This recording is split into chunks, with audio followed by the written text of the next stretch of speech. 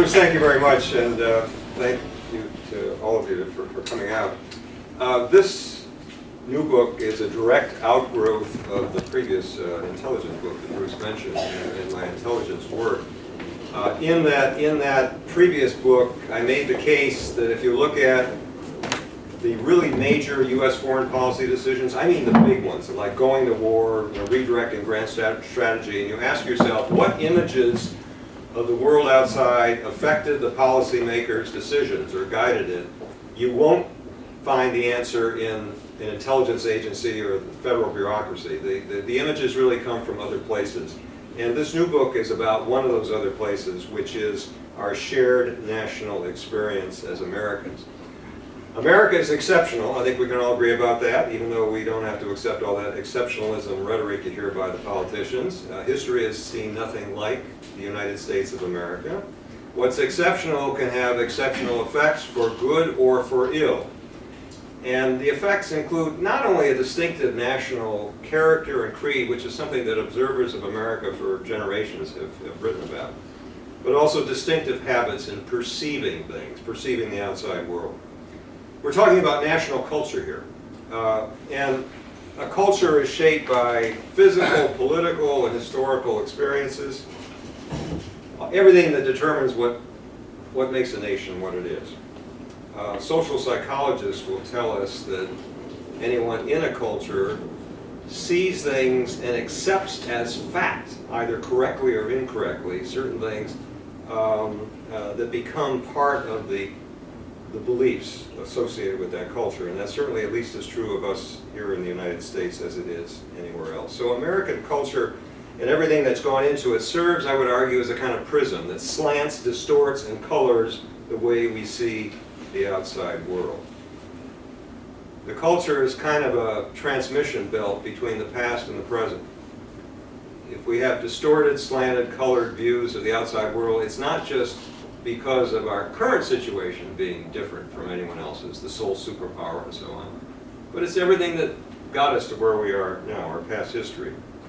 So it's sort of a national analogy to the way the brain scientists tell us our individual human brains work, that they work in ways that correspond to their evolution back when most of our species consisted of primitive hunter-gatherers. Likewise, a lot of our national culture and our way of seeing the outside world has evolved from previous experiences, even ones that ought to be obsolete now based on advances in technology and so on.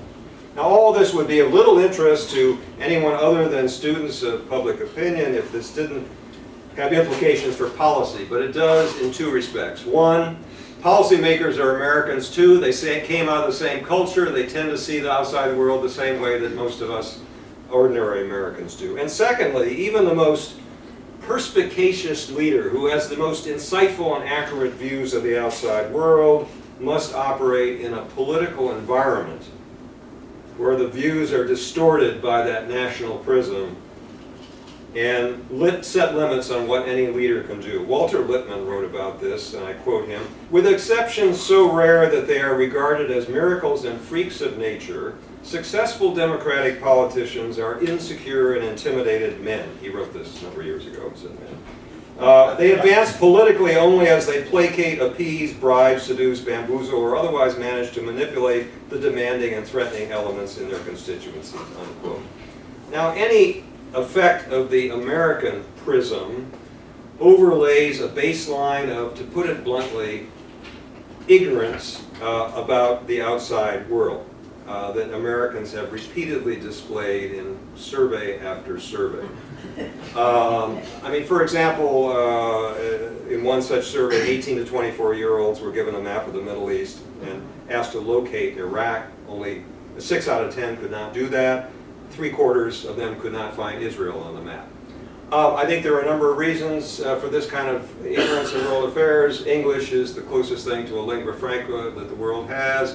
Our economy is the dominant economy. There are simply fewer reasons for Americans to feel that they have to break out of an insular attitude and learn more about the outside world. So there's more of a, shall we say, closer to a blank slate that these prismatic effects of our culture have on how we Americans see the outside world. So in sum, the thesis that I am putting forth is that the American national experience contributes to significant misperceptions about the outside world that can be related directly to aspects of that experience in terms of geography, history, economics, social patterns, that because of that relationship can be said to be distinctly American and that have significant effects on public policy. You could say that this is a downside of American exceptionalism.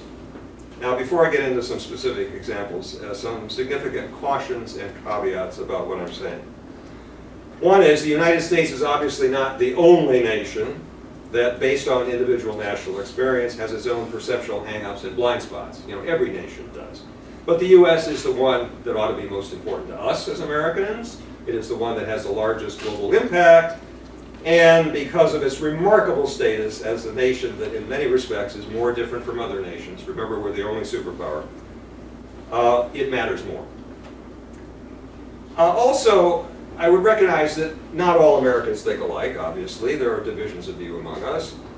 But I would suggest that often what are different policy preferences when it comes to foreign policy are each rooted in some common perceptions. Interventionism and isolationism can share some of the same underlying exceptionalist thinking. I'll get back to that in a moment. Another caveat, the factors I'm addressing are not necessarily the most important shapers of any one American's thinking about world affairs, or even the most important shaper of the general consensus or majority view, or of the policy that comes out of it. I'm only talking about certain tendencies in thought and perception, but the tendencies are strong and significant. And finally, it's not all misperception. It's not all bad news. There is plenty of clear and accurate thinking that has been an input to U.S. foreign policy. But often, because of the tendencies I'm talking about, the misperceptions, the clear and accurate thinking does not prevail. Or when it does prevail, a lot of political capital and effort has to be expended to overcome the tendencies. All right, now for some specific principal ways in which the American national experience relates to common or prevalent perceptions in current foreign policy debates. And I would start with America's blissfully separate and secure geographic situation behind two big ocean moats.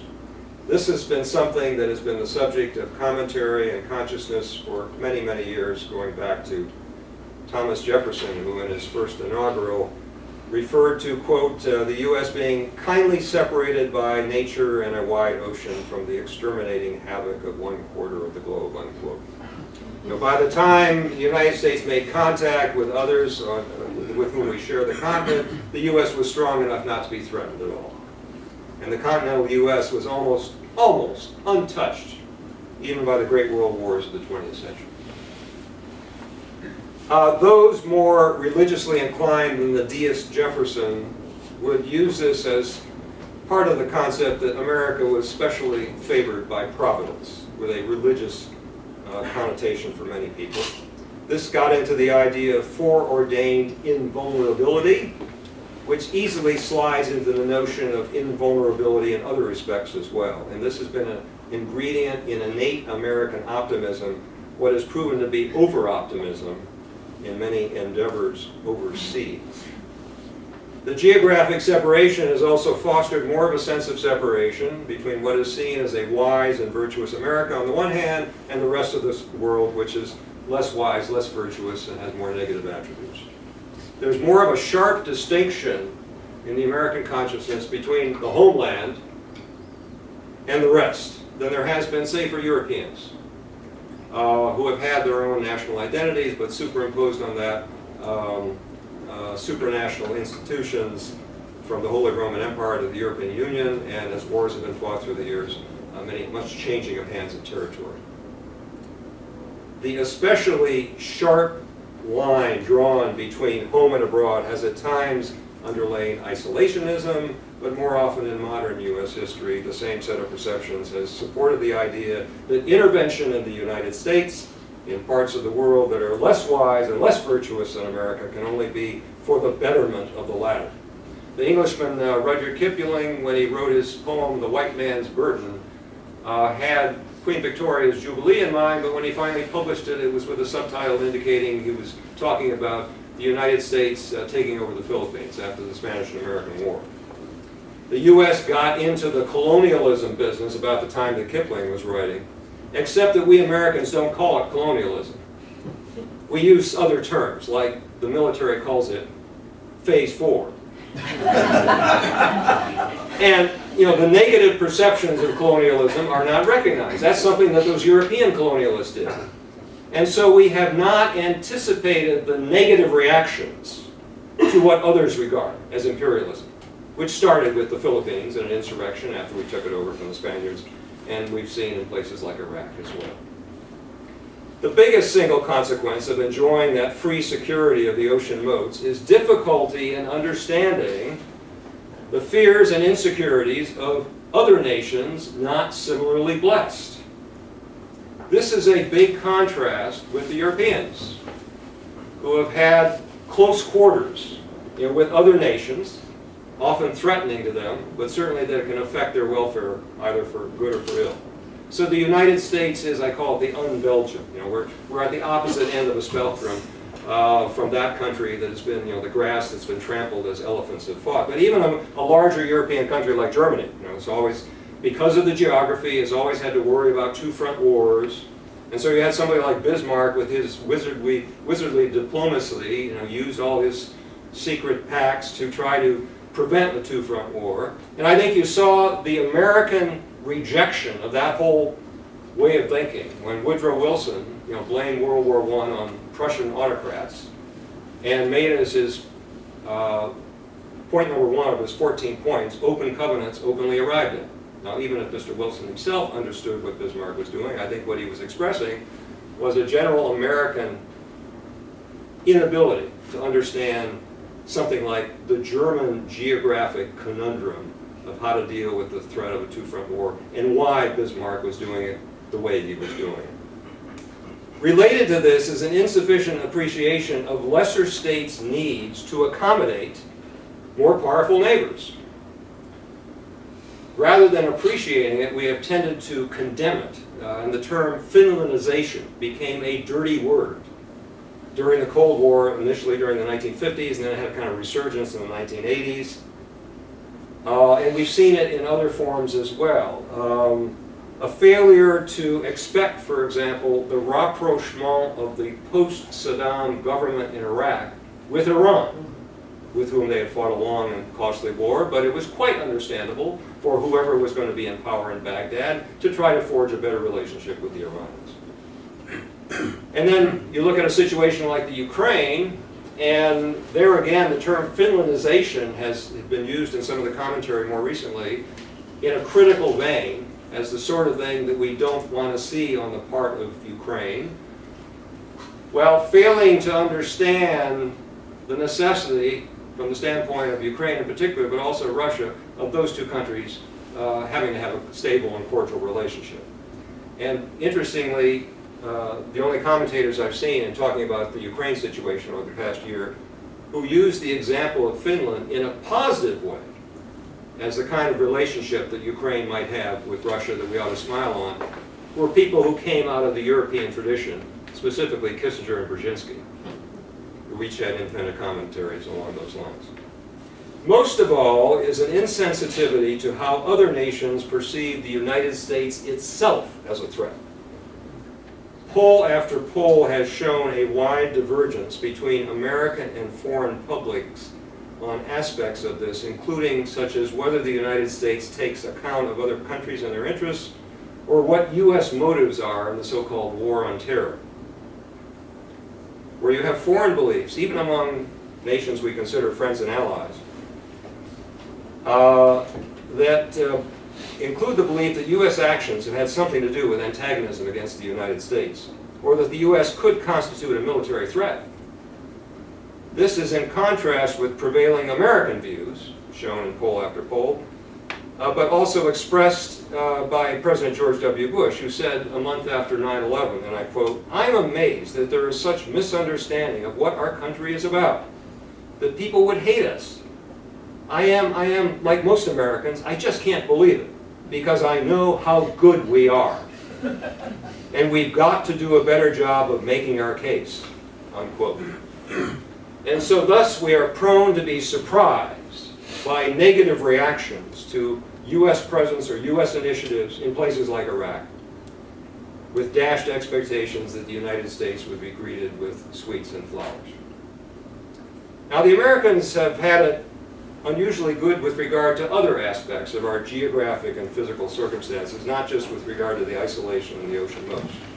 We've had sovereignty over an unusually rich and spacious land with resources from soil to oil that have made us the envy of so many other people.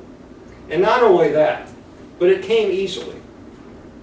Yes, we had a war for independence, but you look at how we acquired most of the other land, it pretty much fell into our lap. I mean, like the Louisiana Purchase, getting it for 4 cents an acre, mainly because Napoleon Bonaparte was distracted with some uprising in Haiti. Or Florida fell into our lap without having to pay anything at all because the Spaniards were exhausted by the Peninsula War. Or we got Alaska for 2 cents an acre because of after the Crimean War, the Russians were afraid they were going to lose it to the Brits anyway. It fell into our lap. And this has led to the belief that Americans deserve this, along the lines of Mr. Bush and how good we are. Polls have shown an American belief that America is not only bigger and stronger and more important, but morally superior to other nations. And this has led to surprise and consternation when others don't see it the same way and decide to resist what we do overseas. This has also added to overconfidence about success overseas in general. The expansion in North America acquired for many Americans a religious meaning, the whole idea of providence. We had manifest destiny, which initially had to do with this sort of preordained expansion across the continent, and then toward the end of the 19th century, when the frontier was closed and we ran out of space, manifest destiny just continued overseas to the Philippines and elsewhere. Late in the 19th century, the Plains Indians put up just enough of a fight that it looked like the white settlement of the continent was actually more of an accomplishment than it really was, even though in general Native Americans were few in number and were easily marginalized. And this has contributed to a tendency on our part to underestimate adversaries, especially those of a markedly different ethnicity. For example, in Vietnam, which Lyndon Johnson referred to as a pissant nation. And Robert McNamara, his Secretary of Defense, in his later memoir in which he talked about all the things we did wrong and saw wrong in Vietnam, said, "We underestimated the power of nationalism to motivate a people, in this case the North Vietnamese and Viet Cong, to fight and die for their beliefs and values." There has also been a slowness in recognizing how much more common it is than in the North American experience for different peoples to struggle intensively over the same land. We didn't have to do that. This has arisen in various places, but I think one of the clearest examples is the Israeli-Palestinian conflict. The strong American siding with Israel is overdetermined. It has to do with many other reasons we don't have to go into this afternoon. And the preference for the Israeli side underlies a lot of perceptions about just what the facts are about that conflict, including numerous misperceptions. But the one aspect of it I would point out is a tendency to not see this as a struggle between two different peoples over the same land. And that's rooted in a lot of parallels that have been drawn, going back even to colonial times, when the Puritans saw New England as the new Canaan. Parallels between our experience and that of Jewish Israelis, which included the whole idea of settlement and of making the prairie or the desert bloom. And because of these parallels, there's been a tendency to think that because there were those similarities between the Israeli experience and our experience, that everything about them was the same, despite the vast differences in the demographics between, on the one hand, a small Native American population that was easily marginalized versus the demographics of Jews and Arabs in Palestine at the time of the Mandate. So we've gotten an American adherence to the idea of a land without people for a people without a land, and American politicians repeatedly saying that Palestinians don't even exist and are an invented people. If you want a recent example, take a look at Ted Cruz's speech to AIPAC last week. But it's not just speeches to AIPAC where this kind of thing comes up. As with many matters involving Israel, Americans have sort of internalized some of these concepts in a way that they just sort of take it for granted and don't speak about it as bluntly and clearly as Israelis themselves do. David Ben-Gurion, speaking in 1919, said this, I quote, "There is a gulf, and nothing can fill that gulf. I do not know what Arab will agree that Palestine should belong to the Jews, even if the Jews learn Arabic. We as a nation want this country to be ours. The Arabs as a nation want this country to be theirs." Unquote. Simple and clear statement about what that struggle over land and sovereignty is about, one that you're not likely to hear here in the United States. A few more effects of this fortunate American physical circumstance. One would be slowness to understand the resource challenges of other countries. For example, Japan's situation with regard to oil and just how desperate they got about it prior to World War II. Or the belief that technologically, anything that we could do, other people ought to be able to do too if they got the right materials, which I think underlies, the overestimation of the extent of nuclear proliferation when John Kennedy was saying we're going to have 25 nuclear powers, inside of a decade, and other things of similar technological nature. Or the belief that with enough resources, anything ought to be able to be accomplished. Look at the Iraq War again. Look at what someone like Paul Wolfowitz was saying before the war about the oil wealth of Iraq and how that would pay for the war, and how because Iraq was wealthy with oil, this would be an easy thing to accomplish with regard to what would come after Saddam. Social and political integration and stability have also been a big part of the American experience, and another aspect of that experience that is unusual.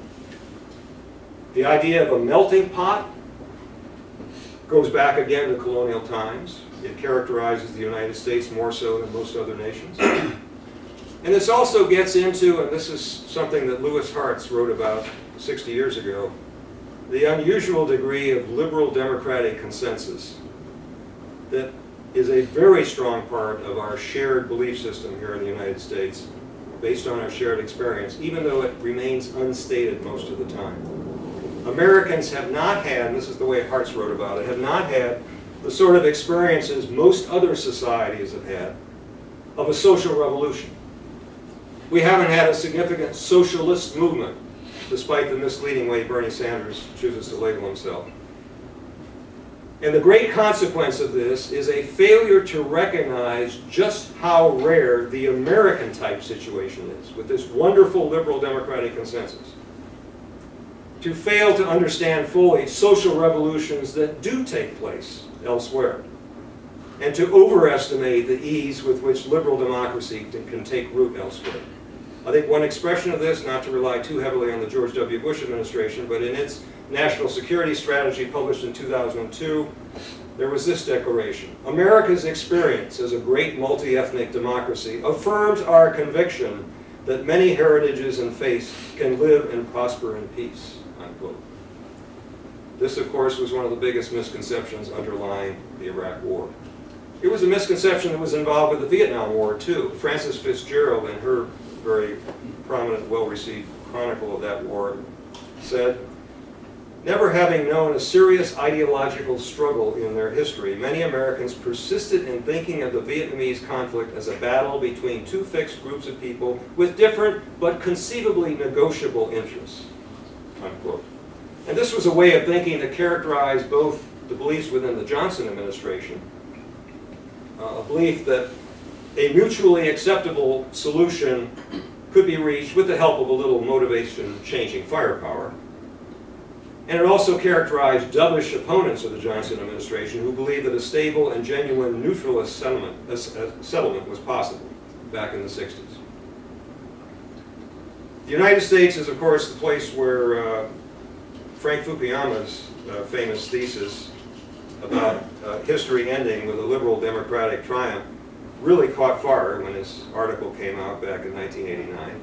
Remarkable how it caught fire, given that Frank's article was basically a piece about some rather abstruse piece of political philosophy. But it was really consistent with this set of American beliefs about the inevitable march toward liberal democracy, which in turn has been infused with a moral aspect as well as an inevitability aspect. It's sort of the liberal democratic idea that all good things go together. What's inevitable is what's moral, and it's what's we've got as well as Americans. There's the belief that the basic choice for people everywhere in the world is between democratic political liberties or their absence, and that the only correct choice, the only moral choice, is in favor of democratic political liberties. Several consequences flow from this set of beliefs. One, it contributes to the Manichaean, black versus white, good versus evil way in which Americans tend to look at world politics. It contributes to a failure to understand resistance to the export of democracy. And when we have the birth pains of democracy, that people don't just accept that as pangs that they have to live with in order to get to the promised land of liberal democracy. There's a failure to appreciate the role of other values, such as justice, the way it's conceived in places like the Middle East. Not as legal procedural justice, the way we tend to think of it here in the United States, but getting into issues of economic equality and so on. And it inhibits understanding of radical behavior, with a tendency to grossly oversimplify explanations of international terrorism. If I go to a George W. Bush speech one more time, as he spoke to Congress right after 9/11, quote, "Why do they hate us? They hate us for what we see right here in this chamber, a democratically elected government," unquote. And I would suggest that is an oversimplistic explanation that ignores much more generally applicable economic, social, and political roots of terrorist behavior. One final and important formative American experience that I address in the book is our experience with wars. Wars tend to be, in general, a formative experience for any nation because they involve trauma and turning points. They're when you have lost generations, you have monuments that are erected for great or tragic deeds.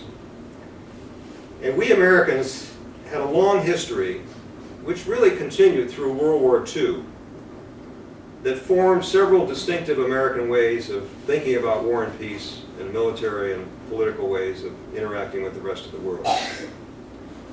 Wars, most of that time for us, were relatively infrequent, which was related to the geographic isolation.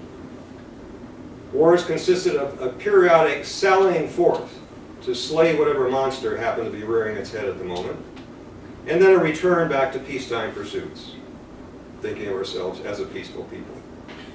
So war was thought of as, and still is thought of, as an on-off switch. We're either at war or we're at peace. A very non-Clausewitzian way of thinking about politics and military force. We also came to think of wars having a clear beginning and a clear end.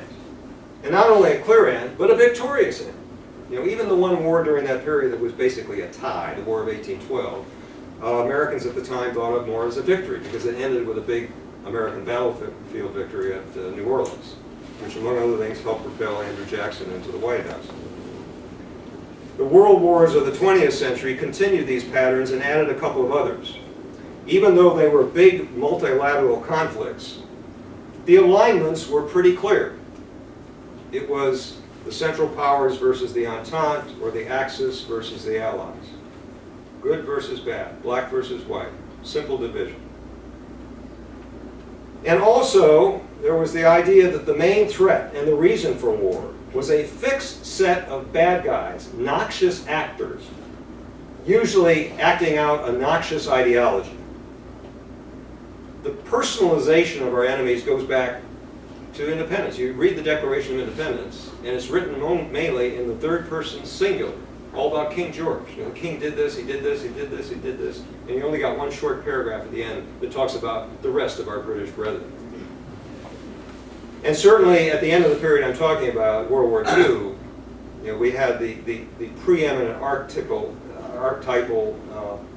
larger-than-life, noxious enemies with a noxious ideology, namely Hitler and the Nazis.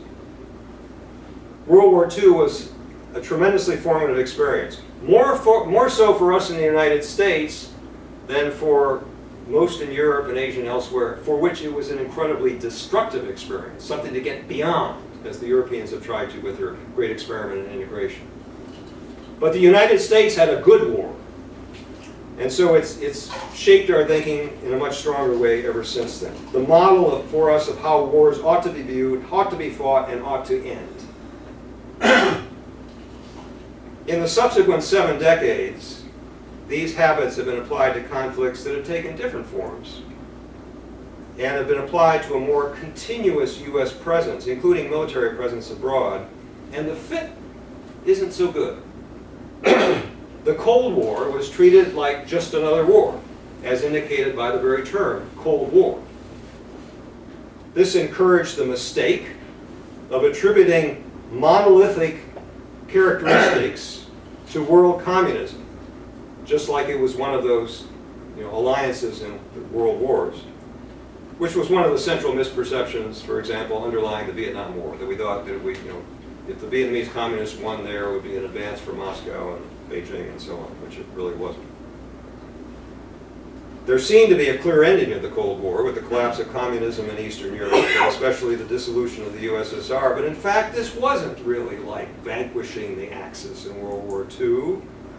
The idea of a clear victory, and it certainly seemed like a clear victory with the USSR falling apart, did not leave appropriate room for thinking about dealing with Russia as a continuing major power. And that kind of thinking has underlain problems related to the expansion of NATO and the crisis in Ukraine and some of what I talked about before with regard to Ukraine-Russian relations. The application of the American war model to international terrorism, again as indicated by the terminology, war on terror, has entailed numerous problems. It has involved underestimation of the threat when we are supposedly at peace, September 10th, 2001, and overestimation when we are supposedly at war, September 12th, 2001. It has involved over-militarization of the entire problem. It has involved a tendency to see the problem as one of a discrete bunch of bad actors with an odious ideology rather than accurately seeing terrorism for what it is, a tactic that has been used by many different people with many different ideologies. There's a tendency to lump all the bad actors together and to reify organization where it doesn't really exist, to speak of single movements with unhelpful terms like Islamo-fascism. And there's the belief that despite some warnings against this by some of our leaders, that there will be a definite end, just like those world wars. And this belief has underlain such difficulties as how to write a new authorization for the use of military force. There are other reasons, of course, why it hasn't gotten anywhere in Congress, but that's one of the reasons. How do you write it to cover what you want to cover without being essentially unlimited in time as well as place? And what to do about the indefinite detention of suspected terrorists, the ones in Guantanamo. We still haven't figured that one out. The application of the model of victory in World War II and the accompanying faith that good things will flow from total victory over a known named adversary has been involved in mistakes ranging from the belief of the makers of the Iraq War that the overthrow of a dictator there would lead to a democratic nirvana, to the mistaken intervention in overthrowing Gaddafi in Libya, resulting in the mess that we have there today, and to the urgings one hears today to, quote, take out, unquote, ISIS, without much more said about what immediately would take its place on the ground in the parts of Syria and Iraq that it currently occupies, or whether a problem with regard to radical extremism would really be solved. The tendency to think in terms of a bifurcated world, a la the great alliances